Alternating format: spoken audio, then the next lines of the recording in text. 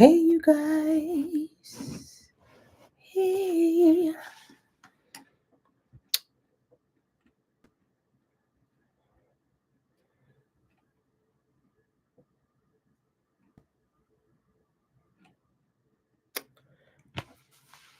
So, this is actually my first live on YouTube.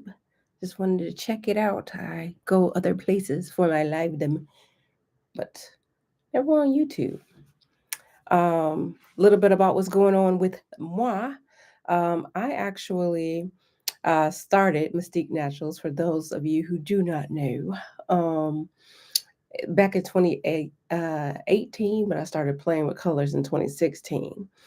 Now, I have since scaled and failed. All right. Um, I am going to have a big announcement soon. You guys definitely want to tune in for that, honey, because this announcement is about to blow everyone's mind. Let's just say I heard you guys, and it's 2 years in the making, and it's about to seriously blow. Okay. So I now help other product-based businesses go from their house to the warehouse and beyond. Okay. And I know you're sitting there asking yourself, like, okay, so how can I grow if I can't afford my next production run? Like, what am I going to do if I can't afford my ingredients, my jars, my labels, my shipping, my handling, my manufacturing, my cost of goods sold overall, my overhead? Does that sound familiar?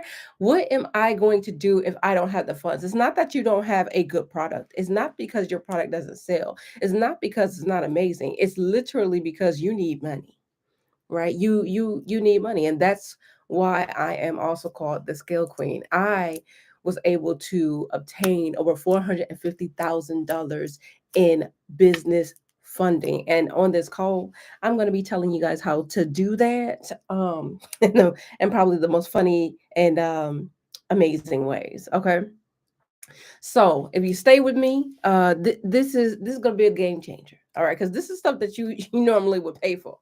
All right.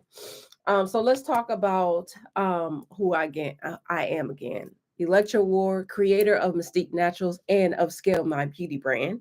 I am a person who helps mentor, provide access to virtual assistants, and most importantly, I help people get funded so that they don't have to do things out of pocket. Your main issue is the fact that you are doing things out of pocket. If that's your main issue, I just want you to put a fireball in the chat because that's most people's main issue. They don't have the money.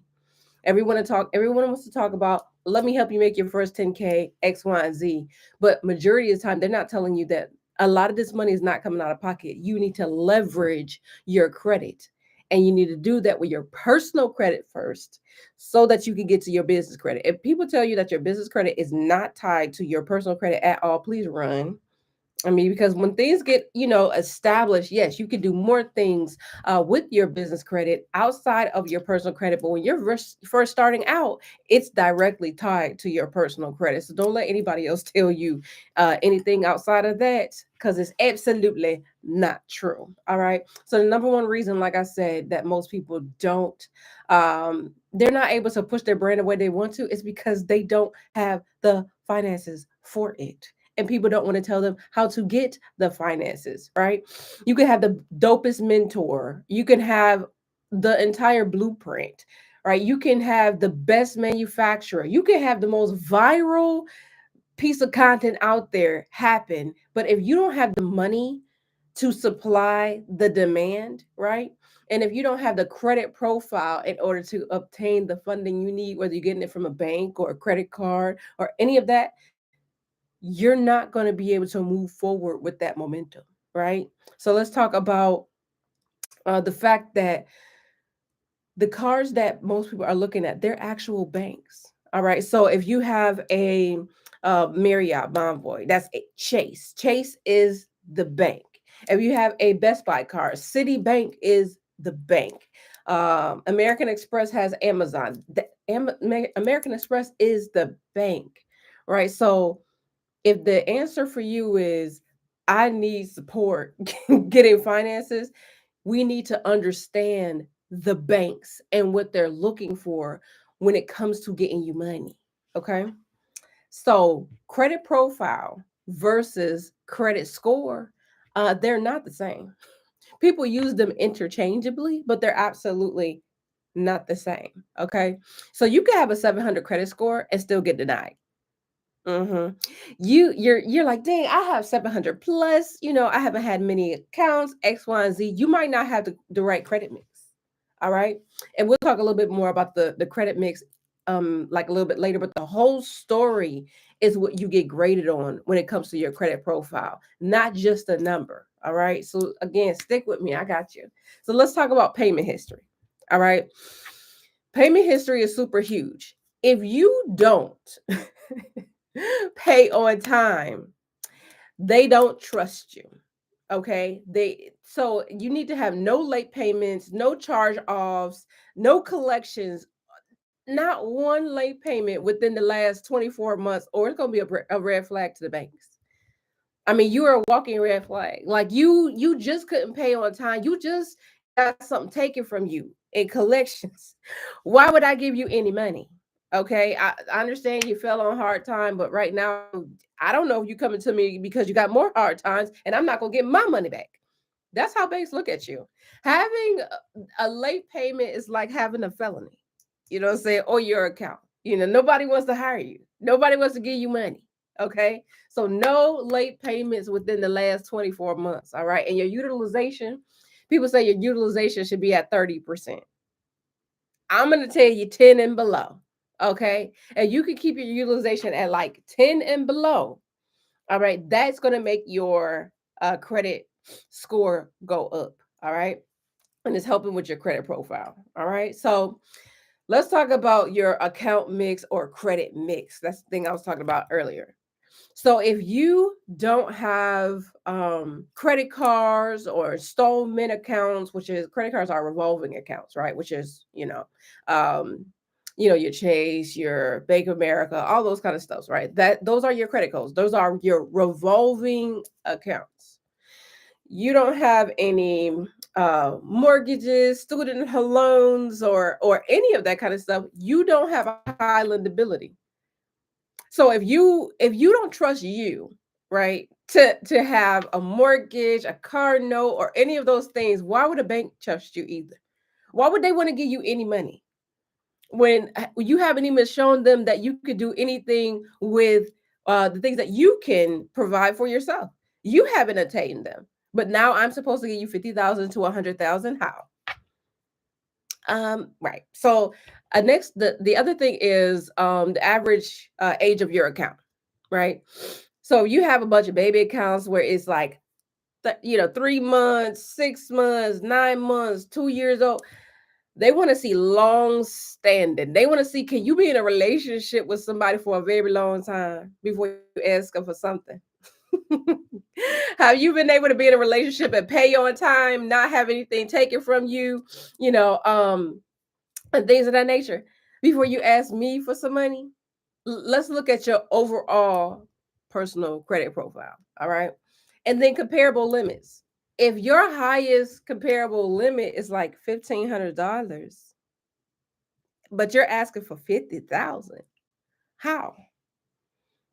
I haven't seen you max your card out and use it a bunch of times to where your credit card company decided to up your limit, because they do that.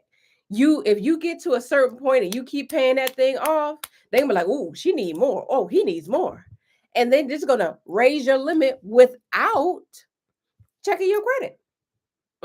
So if your credit card company haven't even done that, why on earth would I trust you with more than $1,500? Okay. So you got to make sure that you have comparable limits when you're asking for like multiple, or not multiple, but when you're trying to multiply the amount of your credit limit. Okay.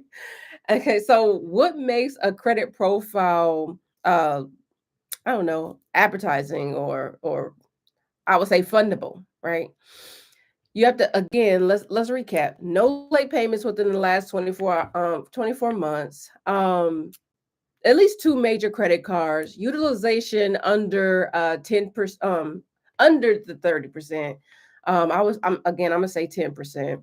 Um, Low or no inquiries within the last 6 months, and have installment accounts. I would say maybe 5 installment accounts are really good for you. You know what I'm saying? And revolving account as well, having a good credit mix. Let's look at it like this.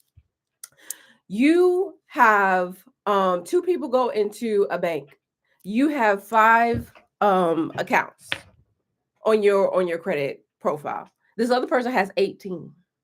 All right. And you're like, dang, they look irresponsible because they keep getting credit at their, account at their account and things of that nature to you, because that's something you can't handle. But then the bank look at you and you have five, and yes, you've been paying it on time, but they aren't major credit cards or a loan or your student loan or a mortgage or a card. None of those really like big ones. You just have a bunch of different small accounts that don't have a good credit mix. Then this other person has 18 different and long-standing account. They're going to probably give that 150,000 to the person that has 18 accounts over your five, because you actually don't look as responsible. You don't trust you. Why, if you don't trust you, why would I trust you with more when you can't handle a bunch more? All right. That's what I mean by the overall picture of um your credit profile. Okay. So again, make sure that your credit profile, its total picture looks great. Okay. And then let's talk about capital stacking. Okay. Capital stacking is the thing that you do to circumvent going to the banks when you have to go through the red flags, and they have to get your parents information on what's in their bank account and what's in your kids account, when you spent this and what you spent it for, your P&Ls, all the stuff they want from you, right? And then they want to know your blood type, honey. It's a lot for this red tape for you to get a line of credit from a bank, and then the next month the APR hits you, half of that money is gone, and you haven't even been able to really spend it yet, and that's all before you've been able to make return on your investment of having having that loan. That is why capital stacking is important. Okay, so let's get into what is capital stacking. All right, now listen, and listen good. If you listen to this on a replay, put replay in the chat. Okay, but you get a 0% interest credit card, business credit card preferably, because it doesn't report to your credit bureaus. Okay, because it's on the business side. Then you liquidate the card, deposit that into bank A. Then you make deposits from that 0% interest credit card, for like 90 days.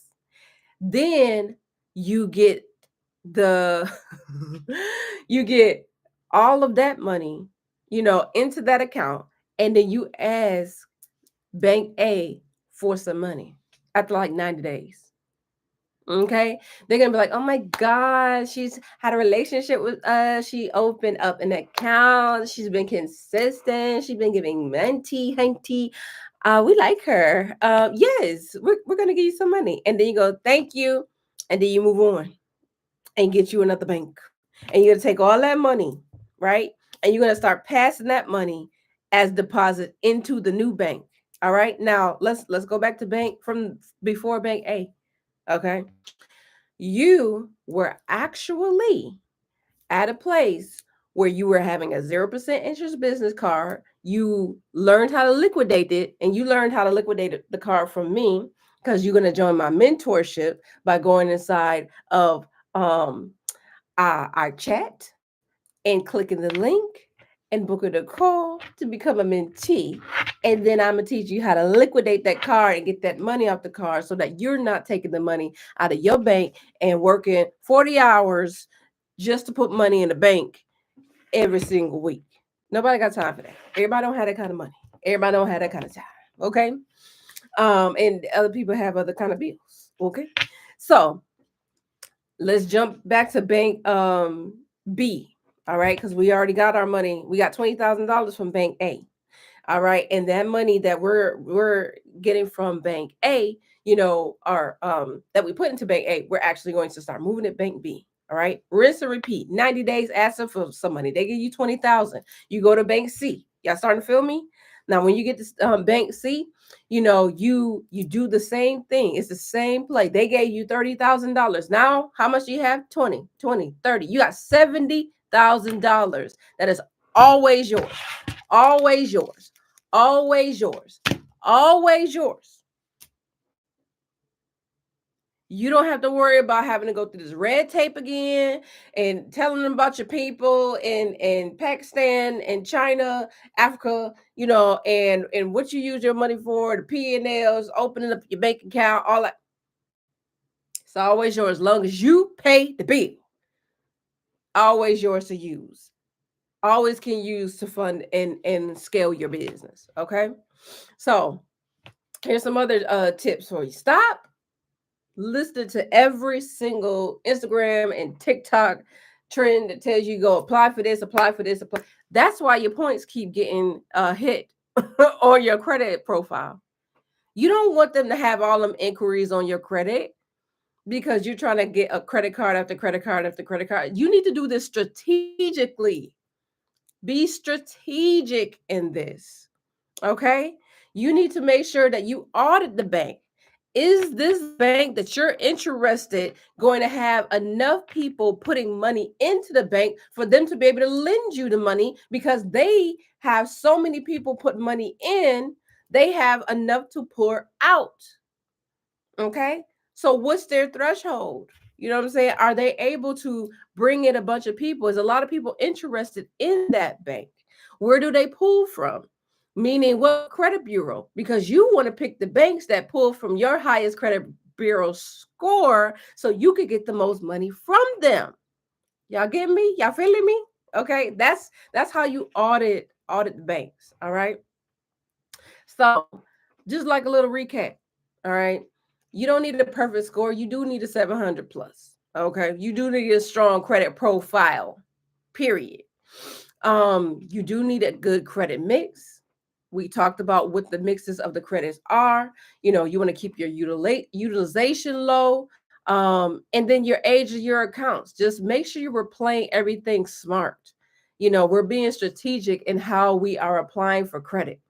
All right. You don't want to multiply the amount of credit cards you have and have a bunch of $500, $1,000, $1,500. No, if you can make sure that you take your time and strategize and plan and audit and then execute and get one credit card that has 50,000 on it, 25,000 on it, things of that nature, that is worth more than anything else. Anything else. Okay. So then of course, the last but not least, you definitely want to use capital stacking.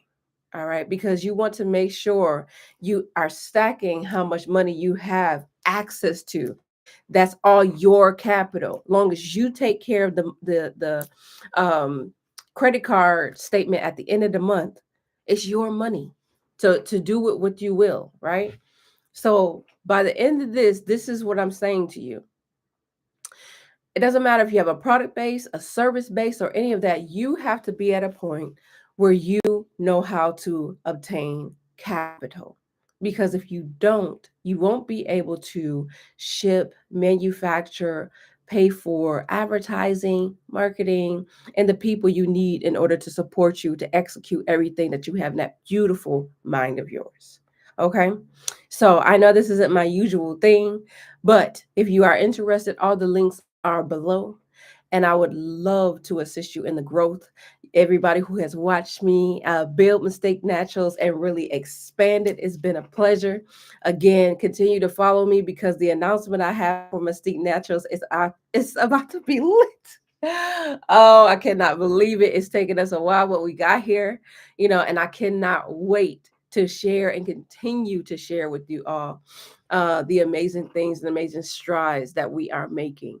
But also be able to support other business entrepreneurs in the process. So I will talk to you all soon, and I hope this hits you where it needs to hit you. And I will talk to you all